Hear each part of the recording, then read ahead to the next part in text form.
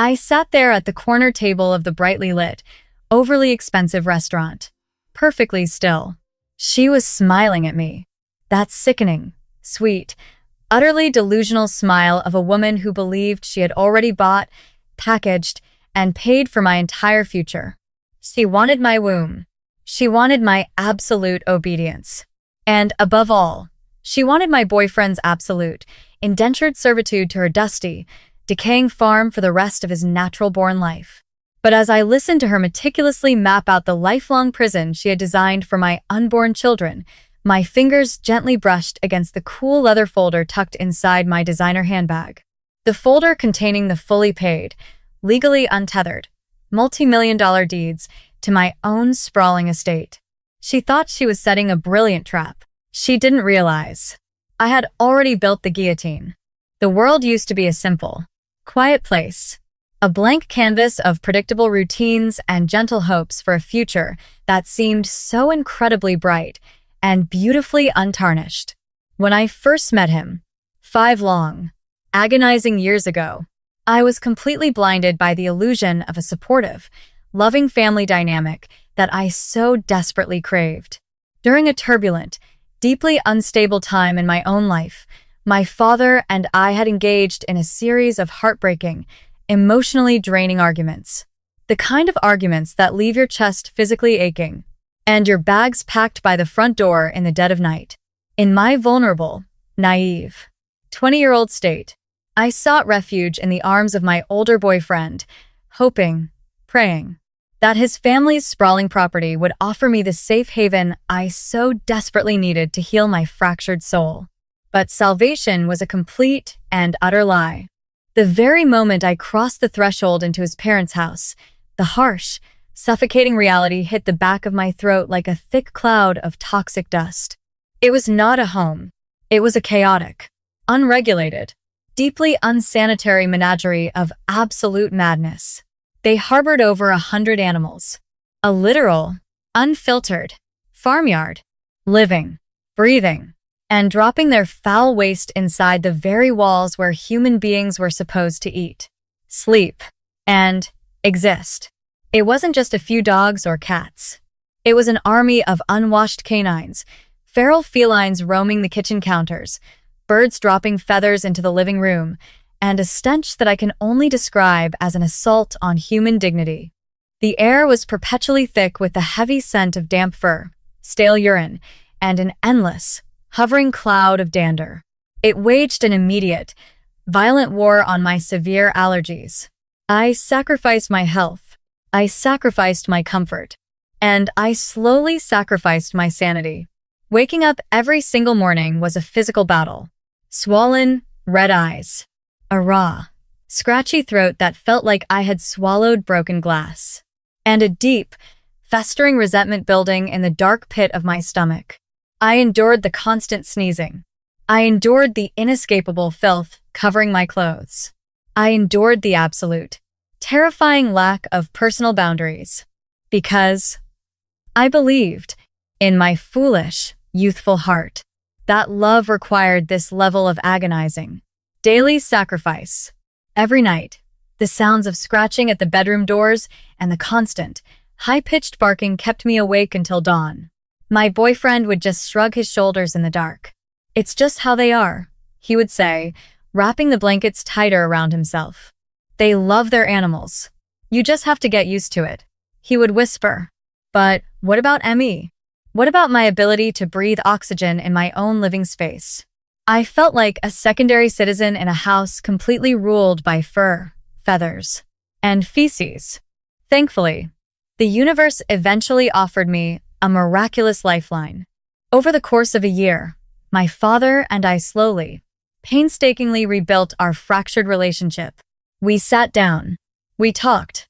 We cried, stitching the deep wounds of the past back together with mutual understanding and deep, undeniable love. We completely patched up our differences. And as a profound, life-altering gesture of his renewed faith in me, my parents made a monumental decision. They paid off their massive, sprawling small holdings and legally transferred the magnificent property entirely into my name. It was a blank canvas of absolute perfection. A lush, green sanctuary sitting beautifully independent from the toxic, animal-infested wasteland of my boyfriend's family. Armed with this new asset, we managed to finally escape the main house of horrors. We rented a small, clean cottage right next door. A temporary stepping stone, or so I thought, toward our eventual financial and emotional freedom.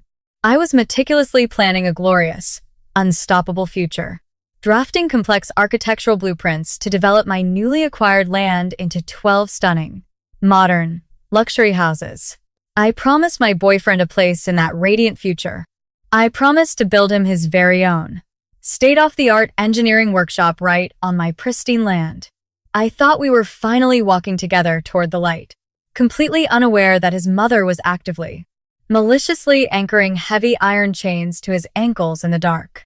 The rental cottage next door was supposed to be our impenetrable fortress. A firm, unyielding, fiercely protected boundary line drawn deep in the sand.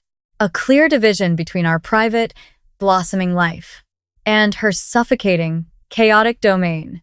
But the subtle, insidious poison of her maternal control began to seep through the cracks of our supposedly independent existence almost immediately. My boyfriend, a 30-year-old man who should have been out conquering the world and building his own empire, was hopelessly, tragically chained to the sinking ship of his family's business.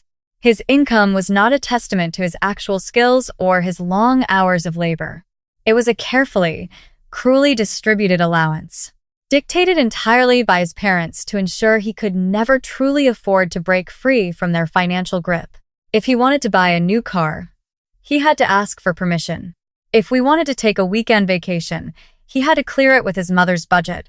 And his mother, she played the role of the benevolent, helpless warden to absolute perfection. Since the very day we moved our heavy boxes into the clean rental next door, she had been dropping heavy, suffocating hints.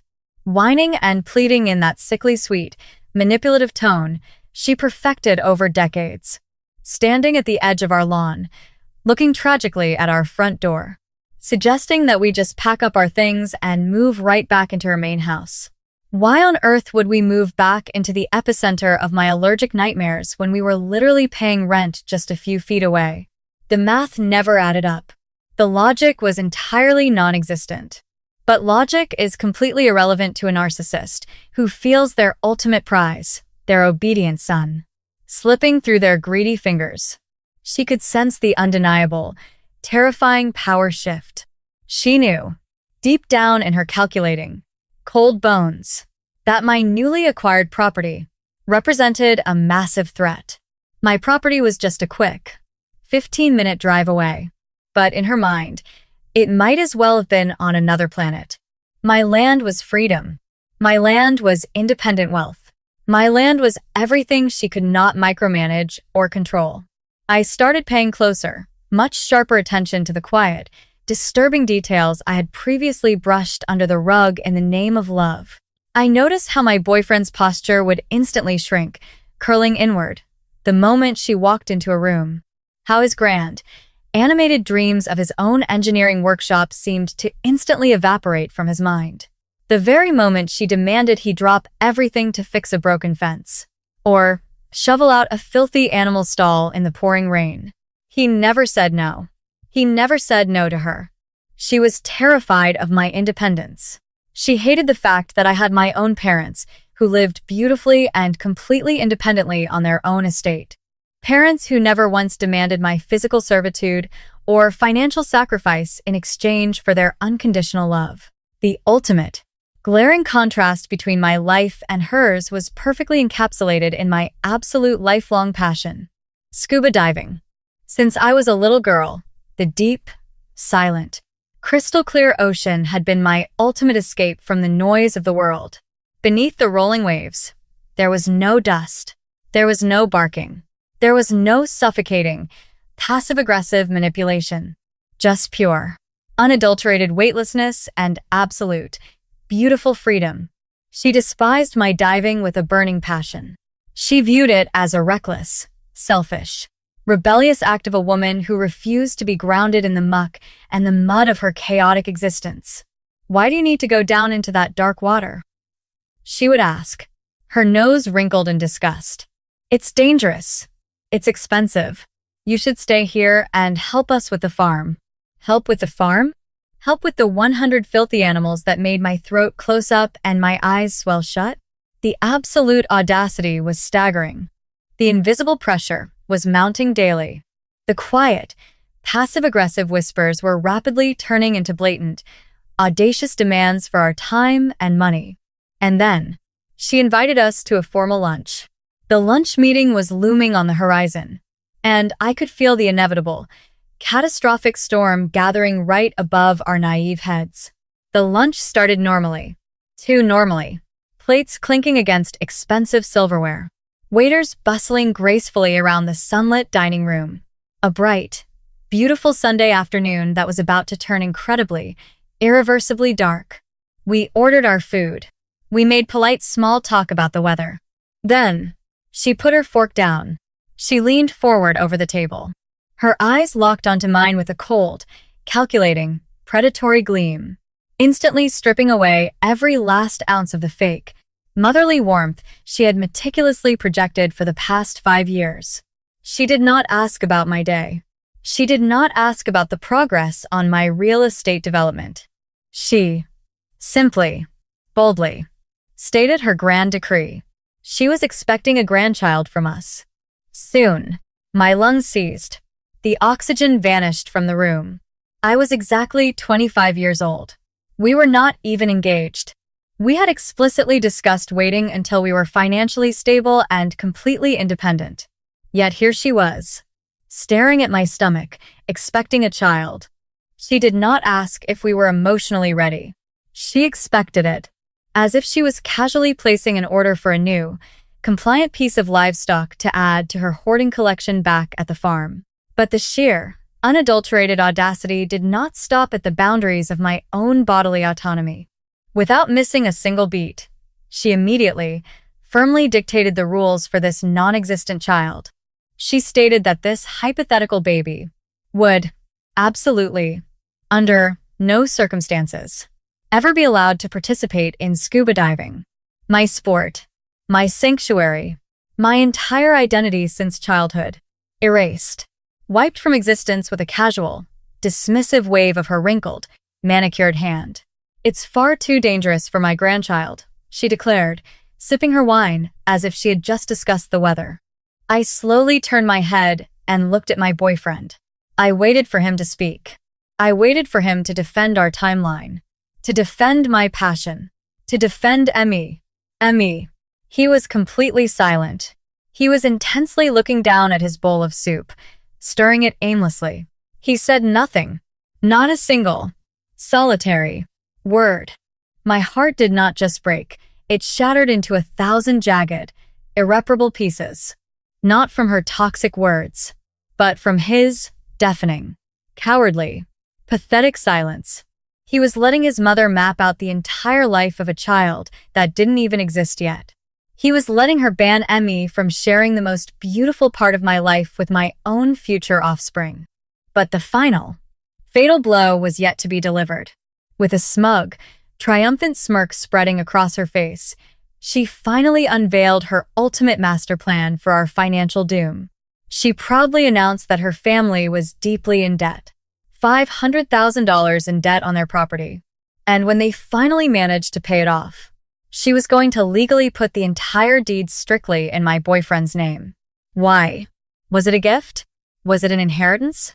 No. So that he could spend the rest of his miserable, indentured life, legally obligated to look after her. And his sister. She explicitly stated she expected us to move back into the main house. She expected us to stay on her rotting, smelly farm forever. She expected me to completely abandon my massive 12-house development, to abandon my hard-earned independence, to abandon the multi-million-dollar estate my loving parents had graciously gifted me, all to become a glorified, unpaid caretaker, trapped forever in a house filled with 100 defecating animals and a deeply manipulative, toxic matriarch. She had mapped out my entire existence. A cage. A dusty, suffocating, inescapable cage built of debt and guilt. I looked back at the man I had loved fiercely for 5 years. He was nodding.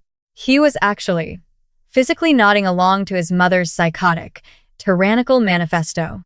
In that exact, terrifying split second, the glass illusion completely broke. The love died. The future vanished into thin air. The war began. I did not scream. I did not cry. I did not flip the table in a dramatic, useless display of feminine hysteria that she would have undoubtedly used to paint me as the crazy villain. I simply took a slow, deliberate sip of my ice water, letting the freezing liquid wash down my dry throat, chilling my shattered heart into a solid block of absolute, impenetrable. I see. I placed the glass down. I smiled at her.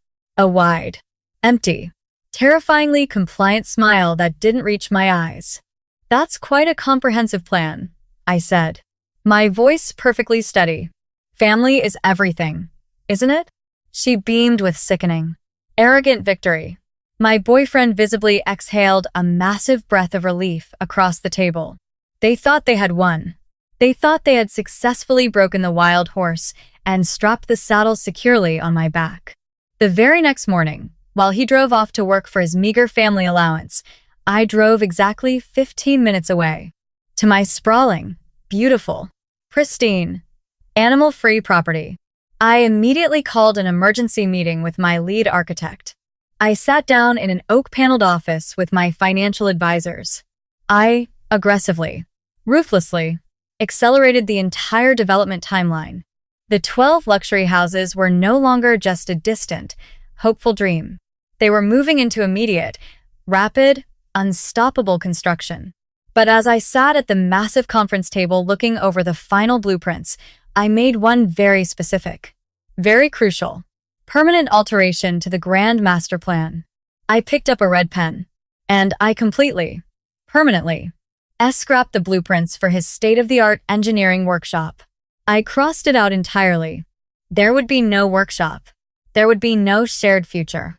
Every single brick, every single nail, and every single blade of grass on my sprawling property was immediately locked behind ironclad legal trusts, completely, legally inaccessible to anyone bearing his family's last name.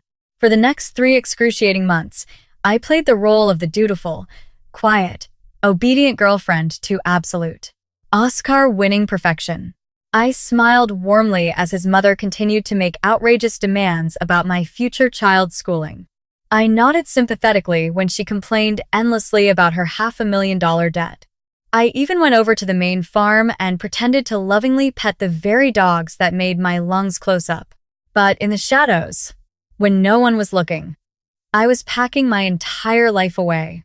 I slowly, meticulously moved my most valuable possessions out of our shared rented cottage, boxing up my books, my clothes, my scuba gear, and moving them into a highly secure storage unit located right next to my active development site.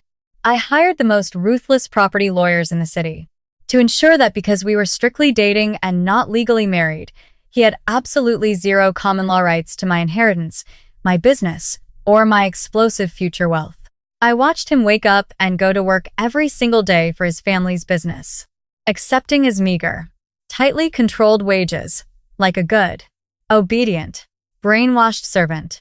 I watched him consistently prioritize his mother's irrational, daily demands over my physical health, over my lifelong passions, and over my clearly stated boundaries.